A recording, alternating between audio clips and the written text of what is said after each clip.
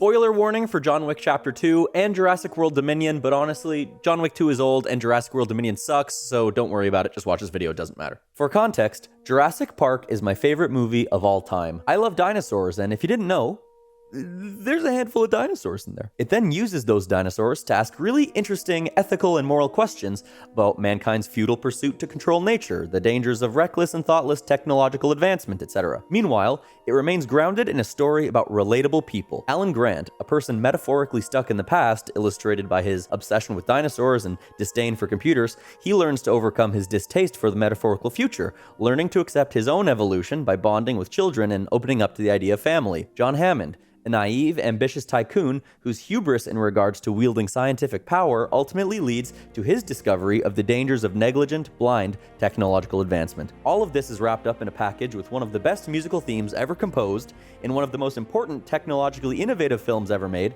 helmed by Spielberg himself, arguably the greatest to ever do it. There's not one thing I dislike about Jurassic Park. It checks every box, it's got everything.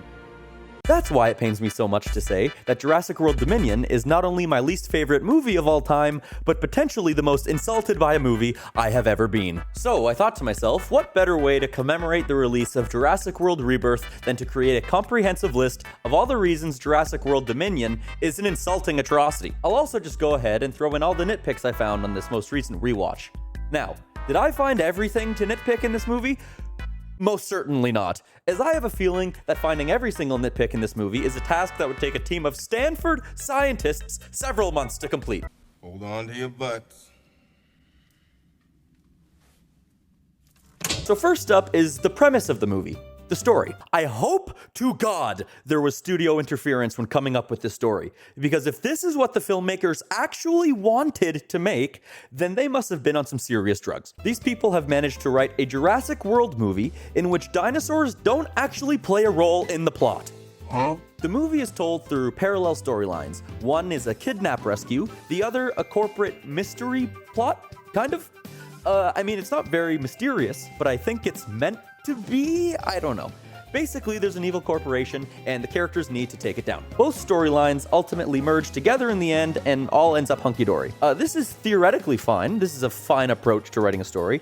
The only problem is that the plot of this movie would be relatively unchanged if dinosaurs weren't in it at all. Yes, the baby raptor does get captured, but that only gets paid off in like a literal 3-minute scene. The movie wouldn't change if that entire aspect of the plot was completely removed. Yes, there are scenes where dinosaurs are confronting our characters, but again, those just act as filler roadblocks. We'll circle back to that. It's crazy to believe that people sat down to write this movie, recognized that dinosaurs don't really play a role here outside of very minimal, superficial, unnecessary additions, and we're like, oh yeah. We cooked, guys. We cooked. It's extremely disappointing, too, because the promise of a story where dinosaurs are having to coexist with humans is such a cool premise. As bad as the second Jurassic World movie was, and believe me, it was real bad, the premise it left hanging for Dominion was really cool, like actually. Unfortunately, they took the objectively incorrect approach. Like seriously, what were they thinking? Your story is set amongst a backdrop where dinosaurs are terrorizing campgrounds like massive bears, where pteranodons, or whatever the hell flying dinosaurs, are perched on top of skyscrapers, and velociraptors are casually just chilling in forests. Like what? Imagine the possibilities. Imagine there's some doomsday cult or something that emerges because of all the terror dinosaurs are causing. Imagine the world turns into an almost apocalyptic place. Imagine dinosaurs living in the world cause an ecological disaster that puts the world on a crash course to irreparable and irreversible damage. I mean, there's just so many angles you could take a story like that. Ones that both tie into the original themes and questions of Jurassic Park, and ones that don't. But what did they decide to do? Well, a girl gets kidnapped because she's a clone, and a remorseful scientist needs her DNA to reverse the damage done by locusts he created. Said locusts are the creation of an evil company who are sent out to destroy the crops of anything not grown with their own seeds, so that they can attempt to control the world's food supply and get rich. What? This is the story you wanted to tell? This is the story? In a Jurassic World movie? Let's picture John Wick 2 and 3, okay? At the end of 2, John kills Santino, earning his revenge for having destroyed his home. However, in the process, becomes labeled excommunicado. Now, with a massive bounty on his head, every assassin in the global network is coming for his throat. Nowhere is safe for him. Nowhere. He's on the run. Roll credits. It sets up a stellar premise for the third entry, where John isn't safe no matter where he decides to go. He has to face the music, and there's going to be a lot of action and danger. And largely, that's what John Wick 3 is. Well done, John Wick 3 writers. Clap, clap. But for fun, let's imagine John Wick 3 took the Jurassic World Dominion approach to its storytelling. At the end of 2, John kills Santino, earning his revenge for having destroyed his home. However, in the process, becomes labeled excommunicado. Now, with a massive bounty on his head, every assassin in the global network is coming for his throat. Nowhere is safe for him. Nowhere. He's on the run. Roll credits. Now, in John Wick 3, he is being chased and hunted. Don't worry, it is happening. In the background, off camera. And the movie follows John, who now has to contend with a squatter in his new house, because he rented it on Airbnb for a little bit, and the client earned squatter's rights. So the movie follows John working with police forces, and perhaps some force of his own, to try to get the squatter to leave, and it ends up climaxing in a courtroom drama, all set amongst the backdrop of him being hunted. What? Yeah, no thanks. I'd rather not, thank you very much. All right. One last thing about Dominion's premise. It just doesn't make a lick of sense. And listen, I understand this is a movie where dinosaurs have been brought back from extinction to create a theme park. I understand the premise of this franchise is absolutely ludicrous. But as humans consuming fiction, we're more than willing to suspend our disbelief to enjoy a story. That's why we had no problem with the other movies in this same series.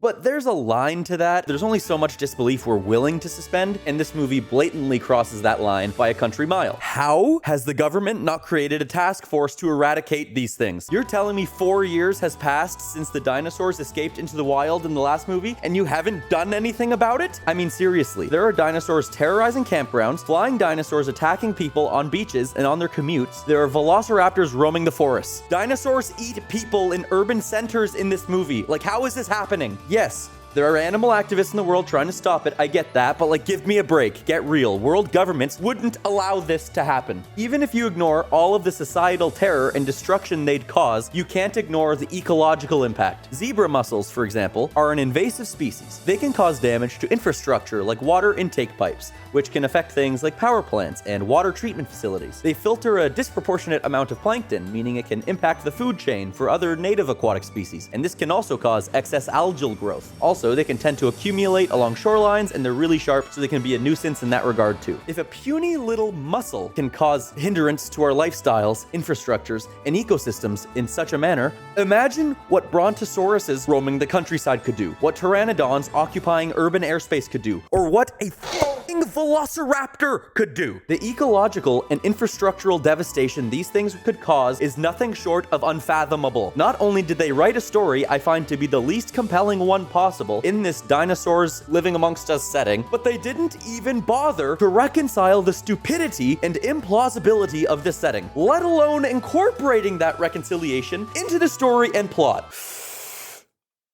Wow, this is shocking. The next few big problems all relate to storyline specifics rather than talking about the general approach to the movie like I've been doing up to this point. And they all kind of overlap with each other a bit, so try to keep up. When our legacy characters go to Biosyn HQ with the goal of extracting locust DNA, they meet almost zero resistance. In fact, they meet basically zero resistance. Also, just a quick little interlude, let's just ignore how stupid it is that this company has decided to control the entire globe's food supply by weaponizing genetically modified locusts and proceed to keep this highly illegal, immoral, unethical, evil project in just another lab they have downstairs. Furthermore, it's not even particularly well guarded. Any employed scientist, I think, has access to that floor because that's where all the other labs are, meaning lots of them walk past that lab presumably frequently, maybe even on a daily basis, which raises questions about how there's not been a whistleblower up to this point.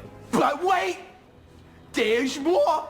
The guy they hired to do just lectures about math and chaos theory is able to seemingly easily somehow gain access to a key to access that floor with the unethical, immoral, evil, highly immoral project on it.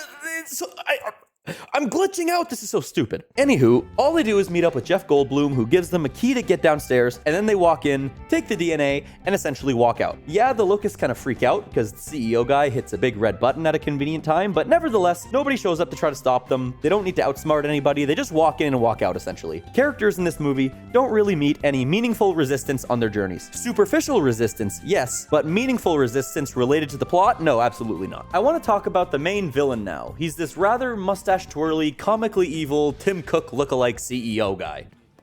What? God. He and his company serve as the main antagonistic force in the movie. I just find it very strange that he never really crosses paths with our characters.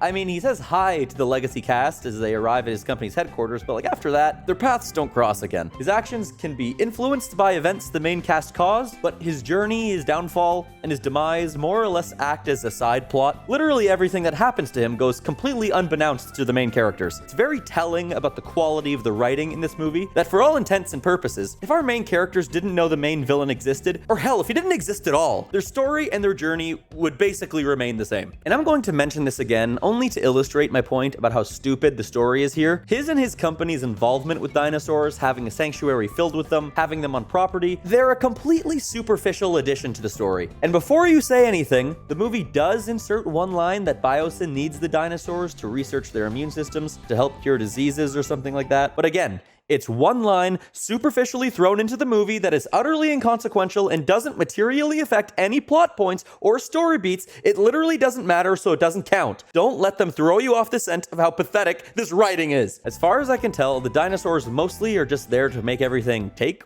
longer, I think.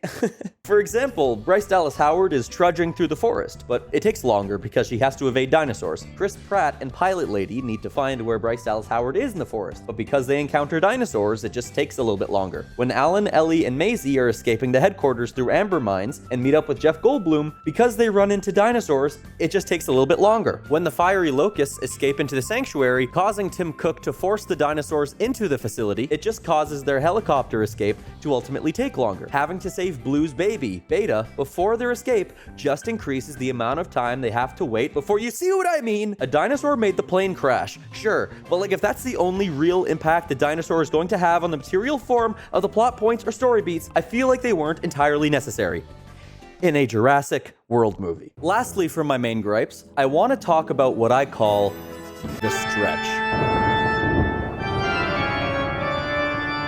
So this is the story of when me and two of my buddies first saw Dominion in theaters. At 2 hours and 27 minutes, Dominion is not a short movie, but we sit down and the movie starts just after 1 p.m. That means the movie would end at about 3:30 if you don't cut out the time allotted for credits, which at the time I didn't because I wasn't sure if there'd be an end credit scene or not. As the movie plays, I'm realizing the direction they've taken it and I'm not happy. I'm watching the movie begrudgingly now, just hoping it ends as quickly as possible. We get to this portion of the movie where all of our characters from all the storylines meet up together in the sanctuary, and I'm thinking, okay, this movie is about to climax, it's about to end, I can finally leave, thank God. At this point, I lean over to my buddy on my right and I ask him for the time. He raises his arm to put his wristwatch in view, and he utters the words, "It's 2:45.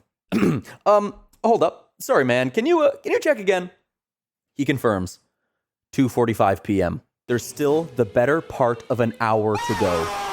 I don't say, ugh, this is moving so slowly. I don't say, wow, this movie really sucks, dude. I say to my buddy, that's impossible. That realization came right at the end of the stretch. The stretch is a nearly 30-minute long portion of this movie where our characters are all trying to meet up with each other. It's the section where Bryce Dallas Howard is in the forest. Chris Pratt and Pilot Lady are evading swimmy, feathery guy, and Alan, Ellie, and Maisie are in the caves. In this section of the movie, if you look past, if you look through, if you watch carefully with a revealing lens and use your brain for critical thought through all of the superficial encounters with dinosaurs that serve to make our characters' goals take longer, the stretch is a section of this movie where the plot, where the story does not progress. In Jurassic World Dominion, yes, there is a near 30-minute section where absolutely nothing of impact happens. If you do the math, 20% of this movie has nothing happening. It absolutely eviscerates the pacing of this already awful, insulting movie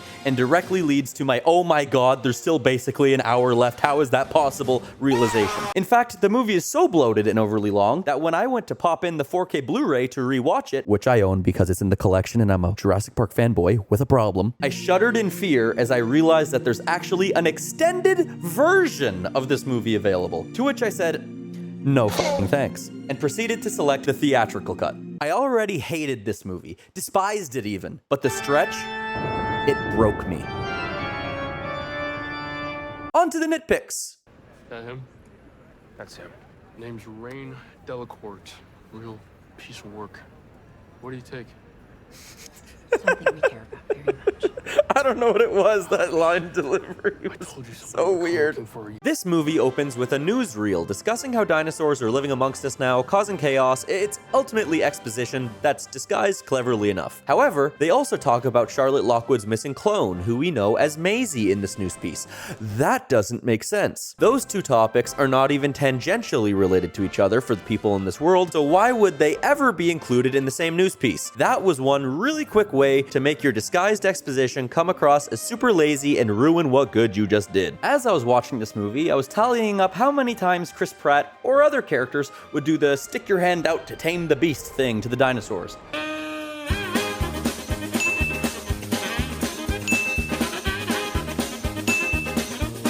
Oh, that's two.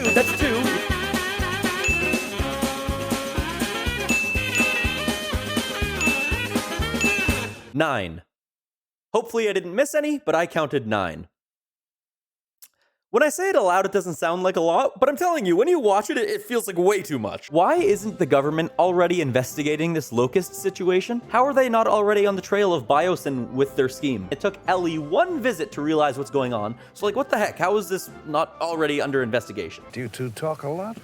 He slid into my DMs. You do what? All right, this underground dinosaur marketplace sequence in Malta kind of confuses me.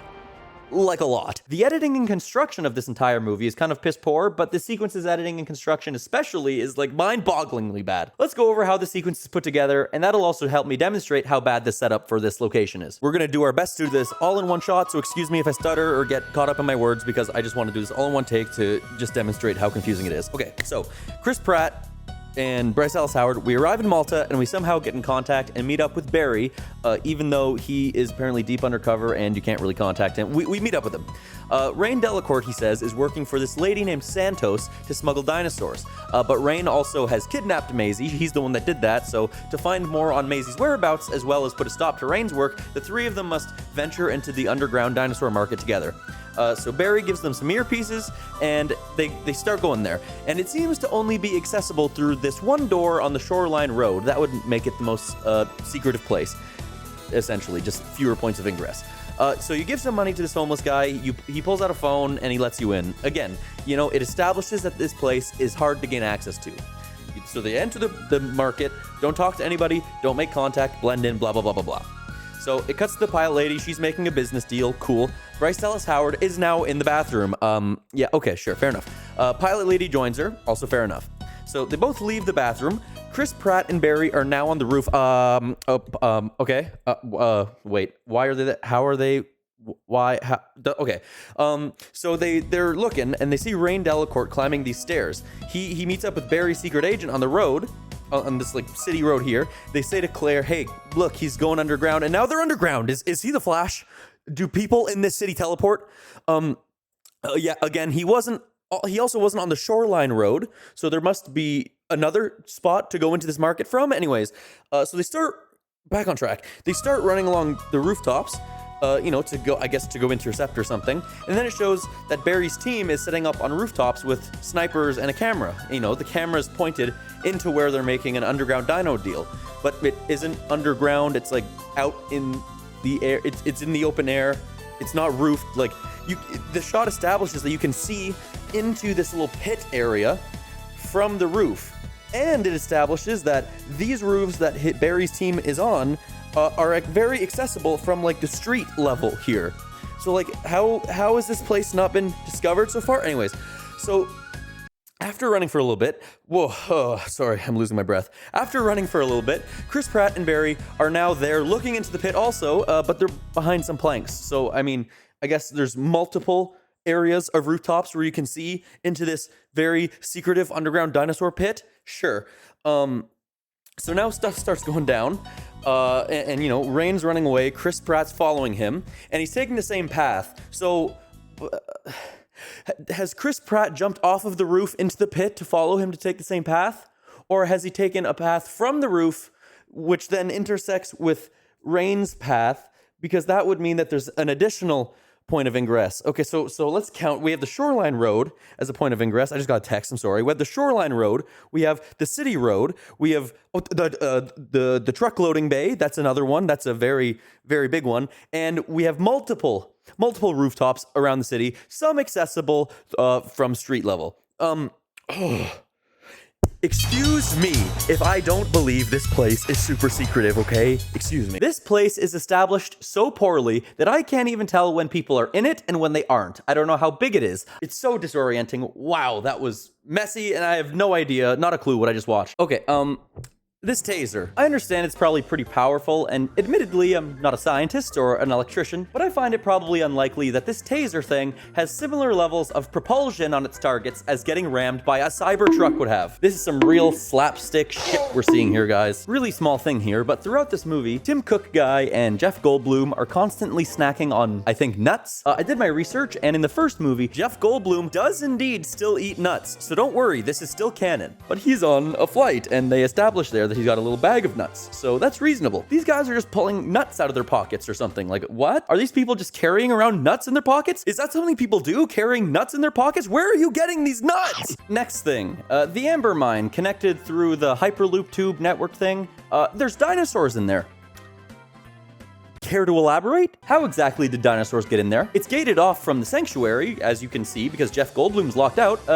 You know, there's electrical panels and entire train station stop thing in this tunnel people made in the mine. So you're clearly meant to be able to safely navigate through this area in case, like, work needs to be done. How in the world did dinosaurs get in there? It doesn't make sense. And I understand that Tim Cook CEO guy intentionally shut down their Hyperloop tube train thing because he knows that they were in the Amber Mines and he knows there's dinosaurs there. But that still doesn't really reconcile how there's dinosaurs there. Just because he knows there are dinosaurs, that doesn't mean that logically there could be dinosaurs there. It just, something's off there. It doesn't make sense. Well, the Hyperloop pod just shut down in the Amber Mines. What? Wow. This day. They really just hit us with the Disney Channel acting phenomenon where a character needs to pretend they don't know something. But he was like, I have no idea what you're talking about. Come on. Oh my god, it's the Jurassic Avengers! Honestly, Hollywood, let's stop with team-up shots, please. Unless it's literally the Avengers. Sinners is the best movie I've seen so far this year, and even there, it was kind of cringe, so let's just stop it, thank you.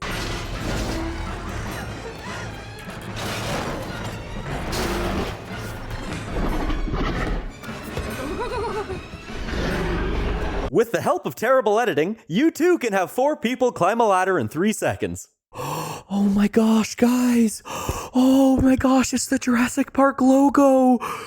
I swear filmmakers think we have the intellectual capacity of manatees. This is low-hanging fruit dopamine fan service, and it's super weird. We're better than this. All right. The UN ultimately declares the sanctuary in the Dolomites, where Biosyn's headquarters was, to be a safe haven, where dinosaurs can live safely, free from the outside world. We've already done that a bajillion times, you guys, where we leave dinosaurs to live isolated from humanity, and look where it's gotten us. Maybe let's try a different approach. Maybe this time. Definition of insanity, people. Definition of insanity. Oh, also, I just thought of this. They aren't isolated in the valley. They already live amongst us. So designating Biosyn Valley as a sanctuary where dinosaurs can live free from the outside world is performative at best. Also, dinosaurs living amongst us outside of the sanctuary are already safe. You've established that poaching dinosaurs is illegal, and because of it, dinosaurs have thrived. Anywho, those are the obvious nitpicks I caught only on this last rewatch. However, I said earlier that I was done with all of my major issues. Well, I wasn't being truthful. I was actually saving one last one for the end. Jurassic Park ends on a rather pessimistic note. Obviously, there's an optimistic aspect to it, right? Where Alan Grant sees birds as he's leaving the park. Dinosaurs throughout the movie are discussed as possibly evolving into birds. Therefore, the birds at the end represent Alan's own evolution, turning into a man that isn't afraid of the future, a man who likes kids now, a man who has personally evolved. Other than that, though, it takes a very pessimistic stance. Jurassic Park views meddling with nature in this way, trying to control what we can't control, as irreversibly damaging and overtly dangerous. Ian Malcolm mentions that the dinosaurs had their chance, but nature ultimately chose them for extinction. The stance of that movie is that it will only be bad for the world to pursue this kind of discovery, and you can't undo it if you follow through with it. Why do you think Spielberg had a picture of Oppenheimer taped to Nedry's computer monitor in the movie? You don't think that's thematically representative of what Jurassic Park is trying to say? Its stance is that humans and dinosaurs cannot coexist. That's why nature chose them for extinction. Jurassic World Dominion takes an opposing stance. We act like we're alone here, but we're not. We're part of a fragile system made up of all living things. If we're going to survive, we'll have to trust each other, depend on each other, coexist. Is Jurassic World Dominion the worst movie of all time? No, probably not. Is it one of the worst movies I've personally ever seen? Yeah, I admittedly only hate it as much as I do because of how much I adore the original. But this movie, and more so this ending, was the final nail in the coffin for me. For Jurassic World Dominion to take the opposite stance of Jurassic Park, to have a sense of optimism around the coexistence of dinosaurs with modern day life, to imply that we should collaborate in a sense with dinosaurs, the way we do with modern day nature and its ecosystems, that spits in the face of everything the original had to say and stood for. It's absolutely insulting. Hold on to your butts.